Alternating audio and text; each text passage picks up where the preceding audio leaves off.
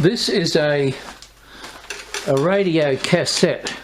It records as well as plays, the cassette, from the 1980s. They were very popular in the 1980s. This particular one was made by Sanyo in Japan, made in Japan. I'm not sure whether it was late 80s, early 80s, it's hard to say. There's no date on it. But sometimes you can get some clues by the speaker. This one's got 1, 2, I think that's a speaker there, 3 speakers. But the big plus of this one is the type of buttons on the top. I'll just tilt this forward.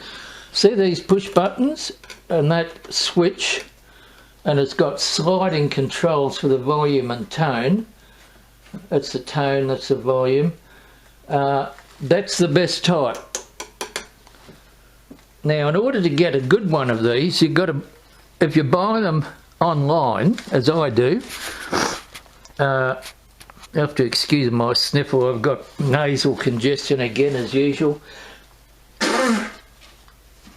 I get it on and off regularly.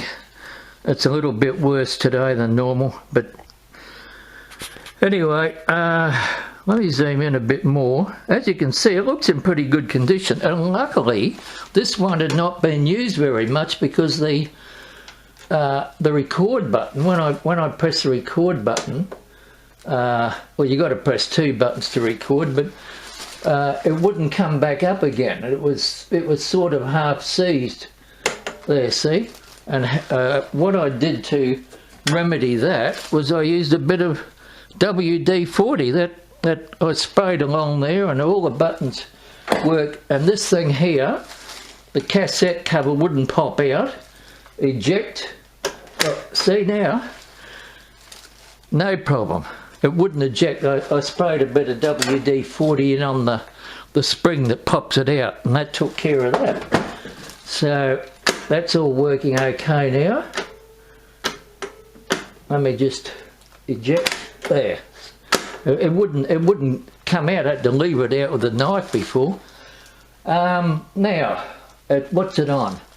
I'll put it on radio.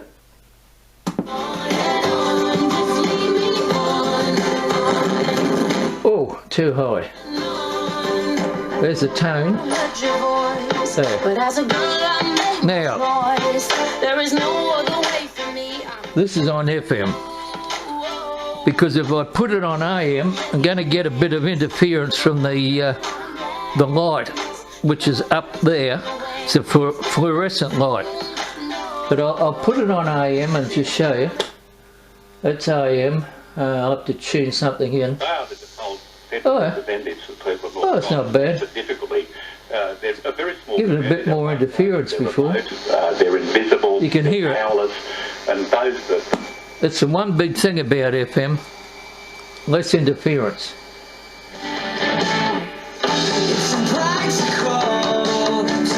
But I might add that I normally listen to AM stations. So, I'm pretty lucky. Now, I'm going to put it on tape and just play the tape. There's a tape in there.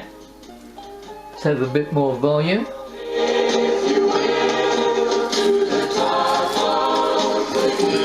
Right, as you can see, it's working. And the record works because I've tried it. I won't go back to the radio.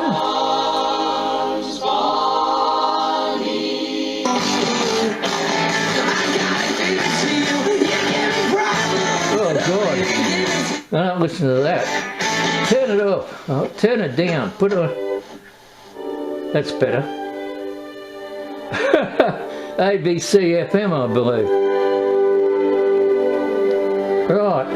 So there's a tone control. This is working really well. It's obviously hadn't been used much. So I'll just put it back on.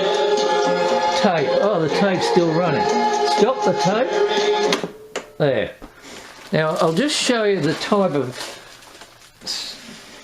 that you don't want to buy, and this is one of the. I bought a few of these because it's, you know, if you buy them online, you can't look at them in the shop, as it were, and you just got to take pot luck. It's no good complaining. This one here is a total disaster. Even the radio doesn't work properly. It's totally intermittent. It won't play. It certainly won't record. The tape will play for a few seconds and then stop. And these switches, these are the worst type of switches you can get. These go intermittent very easily. I won't turn it on, but take my word for it. This was the lady that sold this to me must be laughing all the way to the bank. It's a total disaster. What brand is it? It's an Audio Sonic, made in Hong Kong apparently. And as you can see, it's got those type of switches are the worst. They go intermittent even back in the 80s I can remember them playing up. So never buy anything with those sort of switches on if you can avoid it. But this one here, I'm very happy with this. And so if you're buying one of these, try and get the ones with the AM, FM switch. Doesn't have to be sliding volume control, but decent buttons as well. You can see they're fairly good quality, and that's the way to go. 相思悠悠，情难收，相思悠悠。